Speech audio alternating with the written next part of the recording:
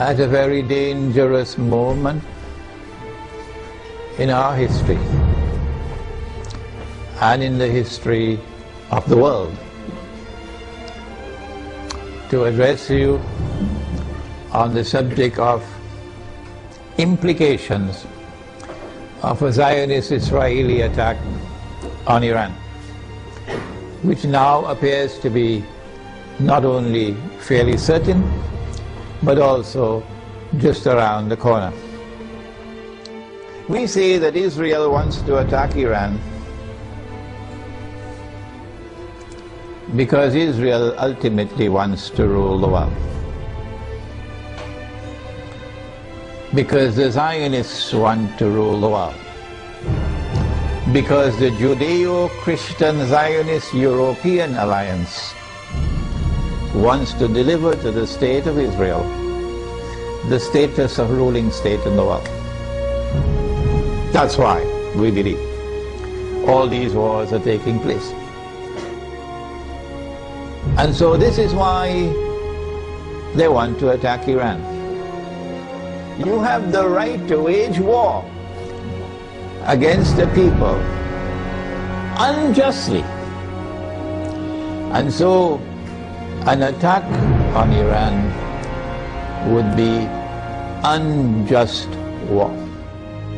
But I want to say something more. To those who are beating the drums of war in the Arab world and who are looking forward to the attack on Iran, that you are beating the drums of unjust war. And when the attack takes place, you will be committing the same sin as supporters of the war, as those who are themselves perpetrating the war. And shame on you! Shame on you, we say to you, straight to your faces, from here in Malaysia, that if you support the attack on Iran, you are supporting unjust war. You are yourselves a party of dhulm. And Allah does not provide guidance to the people who commit dhulm. One of the reasons why many Arabs, not all Arabs, but many Arabs are beating the drums of war, looking forward to an attack on Iran, is because Iran is Shia. They hold the view that Shia are kuffar, and hence it is permissible to launch war on the kuffar, the disbelievers. How can you come to this conclusion, the Shia are kuffar? If the Shia are kuffar, then there must be some ijma' or consensus of opinion on that subject. That consensus has never been achieved in 1400 years. As a consequence, we say it is too late in the day now for you to come with any manufactured arguments declaring the Shia to be kuffar. The drum beating against the Shia and the attack which is about to be launched on Iran is located in a larger framework in which those who are waging war on Islam are seeking to do something that will function as a catalyst for creating Sunni Shia civil war in the world of Islam. Sunni Shia civil war would be something that would be massively beneficial for Israel. Number one, Sunni Shia civil war will make Islam look negatively, a negative image in the world, at a moment when Islam is center stage in the attention of the whole world. Number two, Sunni Shia civil war in Islam, Sunni versus Shia, would function as a diversion, diverting attention, both Muslim and non-Muslim attention, away from the plans of the Zionists to rule the world. Thirdly, Muslims fighting against themselves will obviously lead to a loss of power. Our power will decrease, and that will be strategically advantageous for Israel. War on Iran obviously is going to impact on the world economy. Number one, on the price of oil. not only because Iran is a major supplier of oil, but also because Iran is located in that basin that the Iranians call the Persian Gulf and the Arabs call the Arab Gulf, and they're still fighting over the words. The price of oil is going to shoot up because Iran can also block the Straits of Hormuz. You see, Iranian territory on this side and Oman on that side. It's not difficult for Iran to block the Straits of Hormuz and disrupt all the passage of oil tankers. So we can anticipate fairly confidently that the price of oil is going to escalate dramatically once the attack takes place. And the American government knows that. And that's why the American government does not want Iran to be attacked. Because the American government knows, and the Federal Reserve knows, and the bankers also know, that the US dollar is going to collapse. It will not survive an Israeli attack on Iran with the price of oil shooting up through the roof. And if the US dollar collapses, of course they're going to have to demonetize the US dollar. It will no longer be legal tender. They have to have something in place. They probably already have something to replace it, but at a fraction of its previous value. The American economy is going to collapse.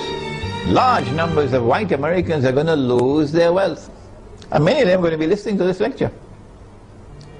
There's going to be chaos in the United States when the economy collapses.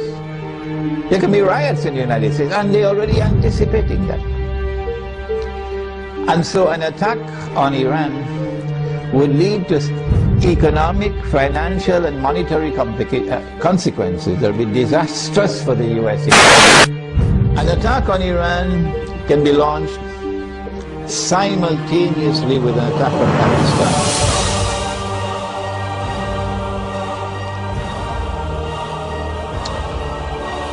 The purpose would be to eliminate Pakistan from the nuclear club. And it is time for Muslims around the world to recognize, including Muslims in Iran, that Israel's most strategic partner, most strategic ally in the world today, after the United States, is India, with Saudi Arabia neck and neck behind India. And so, not only must India be involved in the attack, but also when the attack takes place on Pakistan, and if it succeeds, then in the sequel it is India who must now control the region on Israel's behalf. The denuclearization of Pakistan and the breakup of Pakistan into bits and pieces will impact upon Muslims in the whole of that subcontinent in such a way as to bring about a state of demoralization and despair, and send shock waves to Muslims in the rest of the world. That one of the largest Muslim communities around the world, in India, Pakistan and Bangladesh, have now come under the foot of Hindu India. So India will rule the entire South Asia, with NATO in control in Afghanistan, for the United States of America. Israel will attack Iran in order to commence wars that she hopes will follow one after the other. As soon as Israel attacks Iran, the first implication is that Iran is going to attack Iraq. And Iran is strategically poised, advantageously poised, to attack the United States in Iraq. That Iran is also likely to attack Bahrain.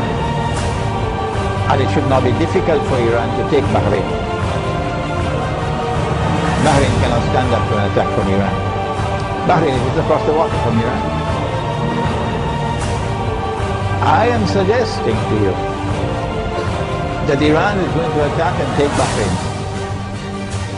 And even when Iran attacks and takes Bahrain, then there's a causeway between Bahrain and Saudi Arabia where you can drive back and forth. The road will be clear to Saudi Arabia. I am anticipating, and the Saudis probably already have their plans laid out very well, because they know what's going to happen. And Israel already knows what's going to happen. That they're then going to turn to the United States to invoke whatever secret agreements they have of defense. That the United States has to intervene in Saudi Arabia to protect Saudi Arabia from an attack from Iran. I think the Zionists in the US Congress will ensure, even though the US armed forces would not want to go in there, even though the Barak administration would not want to go into Saudi Arabia, the Zionists in the US Congress will ensure that American forces will have to enter into Saudi Arabia to face Iran. And they're setting a trap for the United States, so that the United States is going to be led to a situation where it's going to be facing defeat. I think that for Russia and for China, an Israeli attack on Iran, particularly if it involves the use of nuclear weapons, would be recognized as a threshold being crossed. So long as you did not cross that threshold, Russia and China were prepared to go along and continue in the Security Council of the United Nations, for example, cooperating and collaborating where possible in managing the affairs of the world.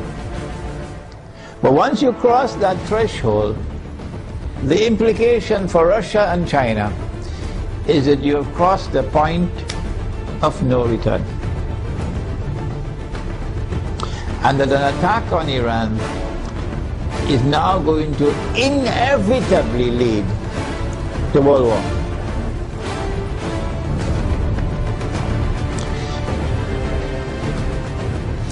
That after Iran and after Pakistan and after the Arabs, the Zionists are going to turn on China and Russia to make sure that China and Russia also bend down their knees and accept Israel, so that Israel can become the ruling state in the world. So Russia and China would know, today it's them, tomorrow it's us. And they're not going to wait until tomorrow to recognize that. The minute Iran is attacked, they will recognize that the threshold has been crossed, and that we are now moving inevitably towards nuclear war. Russia and China acted strangely on Libya. You remember? When the vote came to the Security Council, they abstained, knowing full well that if they abstain, the resolution will be carried, and that is the end of Gaddafi and end of the Libyan government. Why did they do that? I felt that perhaps they knew what the plan was, and they wanted to let the Western world, NATO, to sink deeper and deeper into a quagmire, you know, like shifting sands, you can't get up. So eventually they will end up in the graveyard, and only then will Russia and China attack them. How are Russia and China responding to Syria at the moment? How will Russia and China respond to an attack on Iran and on Pakistan? My understanding is that Russia and China are going to be quite different in the way they have behaved so far in international affairs. Quite different once the attack on Iran takes place. And so we will be heading ultimately towards World War.